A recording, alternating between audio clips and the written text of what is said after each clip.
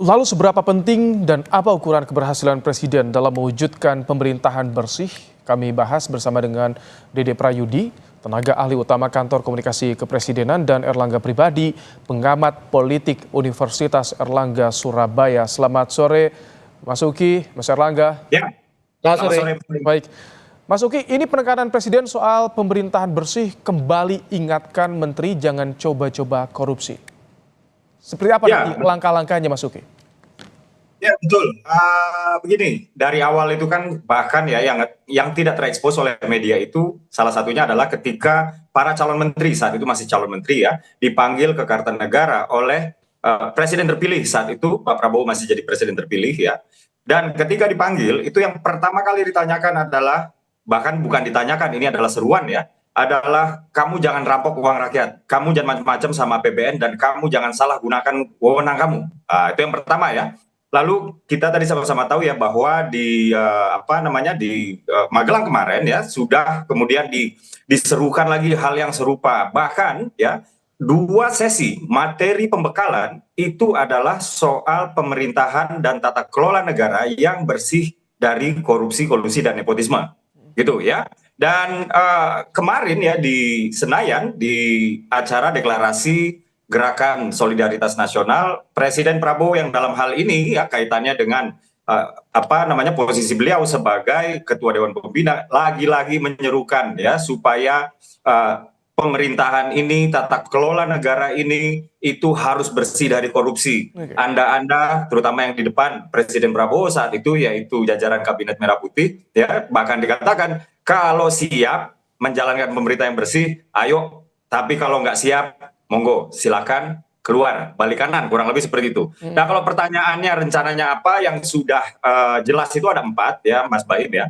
Yang pertama itu adalah penguatan lembaga hukum. Nah, penguatan lembaga hukum di sini ya tidak seperti yang populer selama ini hanya KPK, tapi ini termasuk KPK, tapi juga kejaksaan, tapi juga polisi dan lain-lain. Termasuk juga di sini adalah meningkatkan kualitas hidup para penegak Oke. hukum, terutama hakim. Misalnya seperti itu.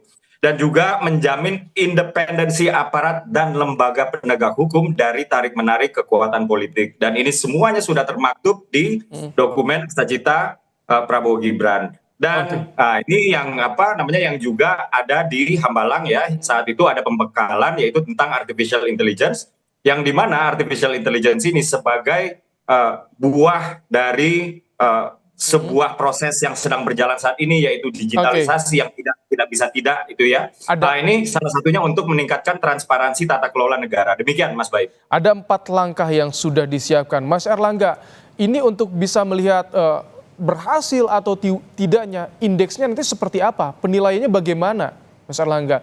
Apa yang bisa dinilai dari komitmen tadi? Ya, kalau kita lihat bahwa Pak Prabowo ini muncul dengan narasi yang baik, bahwa memang betul pemerintahan yang berhasil itu adalah pemerintahan yang bersih. Dan beliau juga kemudian menjanjikan beberapa hal dengan program-program kerja yang akan didorong ke arah pemerintahan yang bersih. Tapi di sini untuk sampai pada penilaian terhadap hal tersebut, kita juga perlu pertama menunggu. Dan saya sendiri juga sepertinya sebagai bagian dari masyarakat sipil yang kritis tentu harus ada menyisakan setidaknya ada ruang bagi kritisisme dan skeptisisme yang sehat. Nah, di sini ada beberapa hal yang kemudian juga bisa menjadi rujukan argumen tentang problem apa yang kelihatannya akan menghambat program atau kehendak atau komitmen Pak Prabowo ini. Pertama kita lihat bahwa kabinet yang muncul pada pemerintahan Pak Prabowo ini adalah gabungan dari berbagai macam aliansi kekuatan bisnis politik Oke. yang begitu besar. Dan itu kita lihat dalam sejarah ekonomi politik Indonesia, kerap kali kemudian pertautan antara kekuatan bisnis dan politik tersebut justru menghambat komitmen terhadap pemerintahan yang bersih Oh, dan deliver anggaran-anggaran yang optimal bagi masyarakat. Nah, di sini juga kemudian kita melihat bahwa tantangan-tantangan ke depan yang dihadapi Prabowo dan pemerintahannya itu tidak mudah.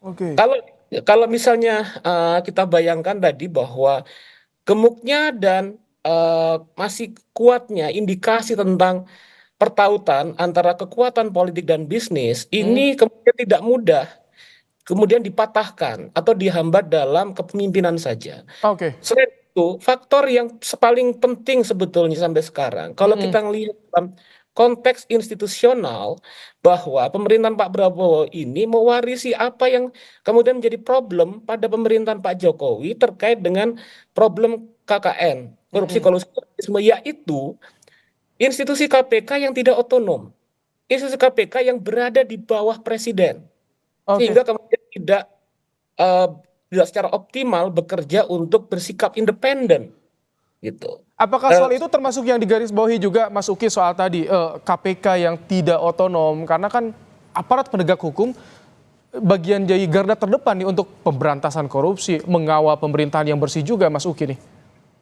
Ya, dalam hal ini saya tidak ingin memberikan penilaian terhadap institusi penegak hukum manapun ya. Akan tetapi memang betul salah satu yang menjadi tonggak ya upaya di dalam pemberantasan korupsi ini adalah menjamin atau meningkatkan jaminan ya independensi lembaga penegak hukum ya, yang dalam hal ini apabila kita berbicara di ranah eksekutif, di sini ada kejaksaan, di sini ada kepolisian, juga ada KPK ya. Nah, kalau kita berbicara di ranah yudikatif tentu saja ada Mahkamah Agung, ada Mahkamah Konstitusi dan lain-lain. Jadi Pak Prabowo dalam hal ini ingin dan sedang melakukan ya, baru saja kick off itu untuk memastikan bahwa aparat-aparat penegak hukum ini tidak ikut terlibat di dalam tarik-menarik dinamika politik praktis. Kurang lebih seperti itu ya, bahwa memang di hadapan kita penuh dengan tantangan, sangat betul sekali. Kalau misalnya kabinetnya kecil juga tantangannya juga banyak gitu ya. Baik itu tantangan yang bersifat teknokratik ya, misalnya adanya penggabungan bidang pembangunan di dalam satu kementerian yang sehingga ada bidang pembangunan yang terpaksa merelakan dirinya untuk dikorbankan karena bidang pembangunan yang lain di kementerian yang sama itu lebih diprioritaskan dan lain-lain gitu. Nah, sementara kalau misalnya memang jumlah kabinetnya itu besar, memang tantangannya juga tersendiri lagi gitu. Nah, itulah dia kenapa peringatan-peringatan oleh Presiden Prabowo itu terus-menerus ya, nggak capek-capeknya Presiden Prabowo itu mengingatkan lagi dan lagi ya. Dan ini sebenarnya ya sudah mulai nampak ya di beberapa minggu pertama ya kepemimpinan Pak Prabowo ya. Misalnya kemarin itu saya tidak ingin menyebut nama ya, karena proses hukumnya masih berlangsung, yaitu beberapa orang ya pegawai Kementerian Kominfo saat itu masih Kominfo ya, itu sudah ditangkap ya Kasus judi oleh online pihak ya. penegak hukum. Ya, betul, betul. Yang terkait dengan keterlibatan mereka sebagai oknum pegawai pemerintah di dalam bisnis judi online.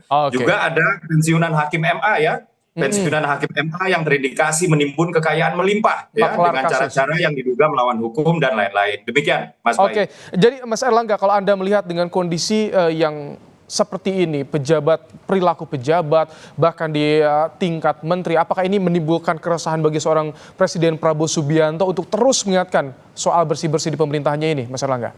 Ya, itu memang PR utama Pak Prabowo. Tapi kalau kemudian menurut saya, ada dua hal yang seharusnya dilakukan oleh pemerintahan sekarang dan tentunya Pak Prabowo. Pertama, itu melakukan perpisahan politik, political ruptures, dengan rezim sebelumnya, terutama dalam konteks problem korupsi, di mana agenda konkret yang harus dilakukan adalah mengembalikan otonomi dan independensi KPK sehingga tidak berada di bawah subordinasi dari lembaga eksekutif presiden. Dan kedua, kalau memang betul-betul itu ingin mengatakan seperti yang tadi kita dengar dalam pidato, yang tidak mau sama saya dalam pemberantasan korupsi, menegakkan pemerintahan yang bersih, minggir ke samping gitu kan. Nah, artinya harus ada evaluasi. Paling tidak selama satu semester ke depan atau 1 tahun ke depan, tentang pejabat-pejabat elit politik kementerian atau menteri seperti apa yang wan prestasi, yang tidak kompeten, bukan hanya terlibat kasus korupsi, tapi misalnya tidak bisa menjalankan kapasitasnya sebagai menteri, pemimpin di kementerian dengan baik. Nah, kita misalnya dari rakyat, dari warga masyarakat sipil, membutuhkan bukti, membutuhkan tindakan konkret. apabila narasinya sudah bagus, maka kita tunggu saja Oke.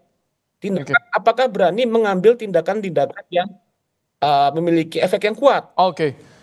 Nah, Eh, disinilah kita nanti akan Tadi Mas Erlangga menyinggung soal bagaimana positioning KPK, eh, soal independensi KPK terutama. Mas Uki, bagaimana dari perwakilan pemerintah Prabowo Subianto, Presiden Prabowo Subianto melihat saat ini seleksi capim KPK berlangsung, bagaimana tadi singgung positioning KPK juga. Ya, secara khusus memang KPK ya, Kejaksaan, Kepolisian ini adalah institusi penegak hukum di bawah naungan eksekutif ya. Jadi tidak ada ya, tidak ada yang dispesialkan karena ini KPK maka spesial, karena ini polisi maka spesial, atau kejaksaan maka spesial. Bahkan yang harus kita ingat adalah beberapa tahun terakhir kejaksaan adalah institusi penegak hukum di bawah eksekutif yang berhasil mengembalikan uang negara paling besar jumlahnya ya, yang dikembalikan dari kasus-kasus yang terindikasi yaitu kasus korupsi, kurang lebih seperti itu ya. Jadi di sini dalam hal ini pemerintah penekanannya itu tidak ada one man show ya, untuk seluruh lembaga, kementerian ya, bahkan komisi dalam hal ini adalah KPK ya. Yang penting semuanya di dalam hal Kalau ini kalau seperti tadi ada sevisi dengan masukan Presiden Prabowo. dikembalikan otonomi KPK itu bagaimana dari pemerintah melihatnya, Mas Uki? Saya tidak paham apa yang dimaksud dengan dikembalikan otonomi KPK ya. Cuman yang jelas KPK itu adalah sebuah lembaga penegak hukum di bawah eksekutif yang bersifat otonom karena dia adalah komisi ya. Dia tidak seperti lembaga penegak hukum yang lain yang dimana penunjukan kepalanya atau pimpinannya itu dilakukan oleh presiden. KPK itu kan ditunjuk oleh panel-panel dan kemudian diangkat oleh DPR, dan proses seperti itu kan masih berjalan hingga sekarang. Begitu, Mas Mas Bayu. Erlangga, jadi seperti apa harapan yang soal dikembalikan otonom KPK, kemudian juga bicara soal capim KPK nih, Mas Erlangga, komitmennya bagaimana? Iya, kalau kita mendengar jelas sekali ya bahwa pada tahun 2019 kemarin dalam Undang-Undang Pemberantasan Korupsi itu kelihatan tentang poin-poin di mana peran juga kemudian kewenangan dan posisi KPK itu ditempatkan di bawah presiden. Nah, ini yang menjadi problematik. Mengapa problematik? Kalau kita lihat capaian dari KPK sejak kemudian lahir dan kemudian sampai sekitar tahun 2018-19 itu bahwa salah satu institusi yang memiliki dukungan publik dan dipercaya membawa pemerintahan Indonesia dalam agenda terkait dengan pemberantasan korupsi itu adalah KPK. Artinya memang bukan bahwa ada anak emas satu institusi dengan yang lain, tapi setidaknya bahwa penunjukan mulai lahirnya KPK sejak tahun 2003 misalnya di bawah inisiatif dari Presiden Megawati Soekarno Putri, pada waktu itu kemudian telah pelan-pelan membawa reputasi Indonesia lebih baik dan menjalankan agenda TAP MPR tahun 99 terkait dengan berusaha untuk menjalankan pemerintahan yang bebas korupsi, pemerintahan yang bersih. Nah, saya pikir bahwa itu menjadi hal yang fundamental. Meskipun bukan berarti bahwa KPK dianggap menjadi anak emas dibanding yang lain. Nah, saya pikir itulah mengapa tadi saya utarakan salah satu poin dan agenda penting dari Presiden Prabowo ke depan itu adalah melakukan political rupture, melakukan perpisahan politik dengan cara berusaha menampilkan kembali reputasi pemerintahan menjadi pemerintahan yang bersih dengan agenda yang konkret, mengembalikan otonomi dan supremasi KPK yang tidak berada pada lembaga eksekutif. Oke. Nah, ini adalah poin yang gitu. Gitu. Poin yang krusial yang Anda suarakan, yang Anda harapkan KPK agar tidak berada lagi di bawah eksekutif itu ya, Mas Erlangga. Baik, saya sedikit bergeser tadi ke soal capim KPK yang saat ini tengah bergulir. Mas Uki, bagaimana komitmen dari pemerintah? Karena kan proses di DPR ini ada ada muatan politis juga soal seleksi calon pimpinan KPK ini. Bagaimana pemerintahan Prabowo Subianto agar bisa menjamin yang masuk KPK, orang-orang di KPK nanti adalah orang-orang yang bersih, berintegritas? Ya, kita serahkan saja proses yang berlangsung ini ya di DPR, dan kita sama-sama tahu ya bahwa proses yang berlangsung di DPR ini juga merupakan proses yang terbuka ya, setiap orang dapat menyaksikannya ya, dan dalam hal ini kami di pihak eksekutif tentu tidak akan atau tidak bisa ya mencampur-campuri apa yang sudah menjadi kewenangan ranahnya kawan-kawan di legislatif. Jadi saat ini ya kami juga terus memantau ya, dan kita sama-sama melihat ya, pemerintah, CSO yang dalam hal ini akademisi ya, termasuk Pak Erlangga juga sama-sama memantau proses yang berlangsung di DPR terkait dengan seleksi calon pimpinan KPK. Dan dalam hal ini ya, saya selaku mewakili pemerintah tidak dapat mengomentari sebuah proses yang berlangsung di lembaga tinggi negara lain. Demikian, Mas Bayu. Baik, Mas Erlangga, jadi dengan beberapa kali disampaikan oleh Presiden Prabowo Subianto, terakhir optimistis soal pemerintahan yang bersih, singkat saja Mas Erlangga. Saya tidak optimis, tapi saya memiliki harapan. Oke. Kalau sikap optimis itu kan berarti tidak sadar tentang hambatan-hambatan tersebut, maka saya memilih masih ada harapan. Masih ada harapan. Terima kasih Mas Erlangga pribadi, Mas Dede Prayudi, terima kasih telah meluangkan waktu di program Kompas Petang sore hari ini.